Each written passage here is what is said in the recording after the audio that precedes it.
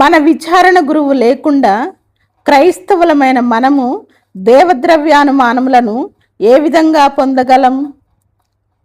April 9వ తేదీ గురువుల అంతరంగిక స్వస్థత, ప్రీస్ట్ ఇన్నర్ హీలింగ్. గతంలో తగిలిన అవమానాలు, వైఫల్యాలు లేదా మనోగాయాల నుండి గురువులకు విడుదల కలగాలని ప్రత్యేకంగా ప్రార్థించుదాం.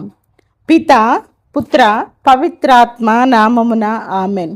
ప్రియమైన స్నేహితులారా, ఒక అత్యంత అవసరమైన విషయం గురించి ప్రార్థించబోతున్నాం. గురువు ఎందరికో కౌన్సిలింగ్ ఇస్తారు, ఎందరి గాయాలను మాయం చేస్తారు. కానీ వారి మనసులో కూడా పాత గాయాలు ఉండవచ్చు. చిన్నతనంలో జరిగిన చేదు అనుభవాలు, సేవలో ఎదురైన అవమానాలు లేదా ప్రజల వల్ల కలిగిన మనస్తాపం వారిని లోపల వేధిస్తూ ఉండవచ్చు. గాయపడిన వైద్యుడు రోగిని ఎలా స్వస్థపరచగలడు? అందుకే ఈరోజు మన ప్రార్థనా ఉద్దేశం మన గురువుల అంతరంగిక స్వస్థత. కీర్తన 147 3వ వచనం. నలిగిన హృదయం గల వారిని ఆయన స్వస్థపరచును, వారి గాయాలను ఆయన మానుపును, వారి గాయాలకు కట్టుకట్టును. ఒక గురువు పాత చేదు జ్ఞాపకాలను మోస్తూ సేవ చేయడం అంటే కాళ్లకు సంకెళ్ళు వేసుకొని పరిగెత్తడం లాంటిది. క్షమింపబడిన పాపి మాత్రమే గొప్ప క్షమాగుణాన్ని పంచగలడు.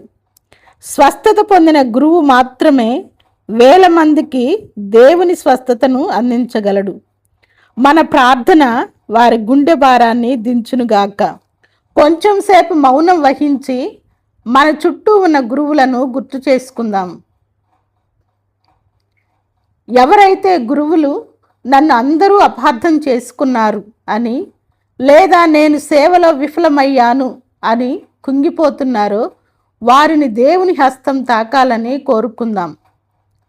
వారి కన్నీళ్లను దేవుడు తన బుడ్డిలో దాచుకొని వారికి కొత్త హృదయాన్ని ఇవ్వాలని వేడుకుందాం. ప్రార్థన. పరమ వైద్యుడమైన యేసు, మా గురువుల అంతరంగిక స్వస్థత కోసం వేడుకుంటున్నాము. ప్రభువా, గతంలో జరిగిన చేదు సంఘటనల వల్ల మనస్తాపం చెందిన గురువుల హృదయాలను మీ గాయపడిన హస్తాలతో తాకండి. వారిని అవమానించిన వారిని, అపార్థం చేసుకున్న వారిని మనస్ఫూర్తిగా క్షమించే శక్తిని వారికి ప్రసాదించండి. తాము చేసిన పొరపాట్ల వల్ల కలిగిన నేరారోపణ నుండి, గిల్ట్ నుండి వారిని విడిపించి మీ కృపతో వారిని నూతనపరచండి. వారి మనసులోని చీకటిని మీ వాక్యపు వెలుగుతో పారద్రోలి వారిని సంతోషకరమైన సేవకులుగా మార్చండి.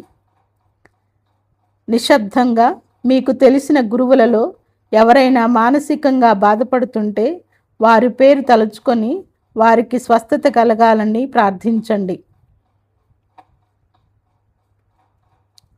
ఈ ప్రార్థనను మీ ఘనమైన నామమున అడిగి వేడుకొనుచున్నాము తండ్రి, ఆమెన్.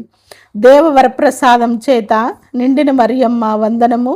ఏలిన వారు మీతో ఉన్నారు, స్త్రీలలో ఆశ్రదింపబడిన వారు మీరే. మీ గర్భఫలముకు జేసు ఆశ్రదింపబడిన వారగునే. పరిశుద్ధ మరియమ్మ, సర్వేశ్వరుని యొక్క మాత, పాపాత్ములమైనడు మా కొరకు ఇప్పుడును మా మరణ సమయమందును ప్రార్థించండి, ఆమెన్. పిత, పుత్ర, పవిత్రాత్మ నామమున ఆమెన్. ప్రియమైన స్నేహితులారా, ఈరోజు మీరు చేసిన ప్రార్థన ఒక గురువును తన అంతరంగిక చెరసాల నుండి విడిపించి ఉంటుంది. స్వస్థత పొందిన సేవకుడే సంఘానికి ఆశీర్వాదం. రేపు ఏప్రిల్ 10న శుక్రవారం, రేపు మనం ఒక ప్రత్యేక బాధ్యతను నిర్వహించబోతున్నాం.